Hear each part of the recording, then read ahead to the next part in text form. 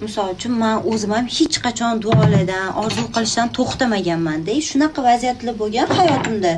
Men eslayman, mana turmush o'rtog'im bilan konkretni qarorlarga kelib, mana shu hayotim tubdan o'zgarib ketishiga ham o'sha narsa sababchi bo'lgan, ya'ni bitta storiesim. Bu ham Allohning rejasi bo'lganda, hammasi qanaqa desanglar, men shunaqa bir kun bo'lganki, zalda o'tiribman, o'zimning uyimda endi tupikka kirib qolganman. Hamma qarshimdagi eshiklar yopilgan, hayotdan yashashga bir qiziqish yo'q. Shunaqa emotsionalni yomon holatda bo'lganman, rosa yig'laganman-da, to'lib ichimdan. Shunda bitta stories qo'yib yuborganman.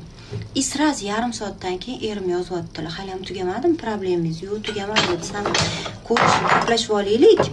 Men o'zim tugataman, tugamasa o'zim bilan olib ketaman. Qayerga olib ketasiz deb shu bilan gaplashib ketganmiz. O'zi fevralda gaplashganimiz bo'yicha umuman gaplashmay ketdik. O'shanda yana gaplashib, shu bilan to'ylarimiz bo'lib ketgan.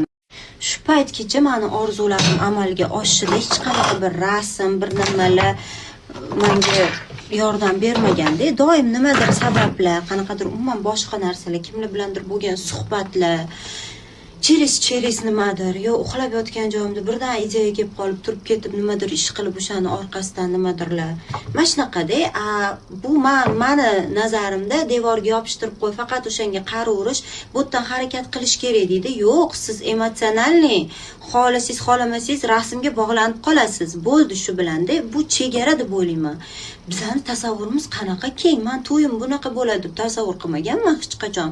Agar men rasmga yopishtirib qo'yib, mana shunaqa bo'ladi deganimda, balkim xuddi shunaqa bo'lardi, lekin meni tasavvurimga sig'maydigan darajada zo'r bo'ldi. Hayotim chiroyli, o'ylaganimdan ham chiroyli. Rasmlar bilan men orzu maqsadlarimga chegara qo'yishni xohlamayman. Qaytanga Allohga havola qilaman.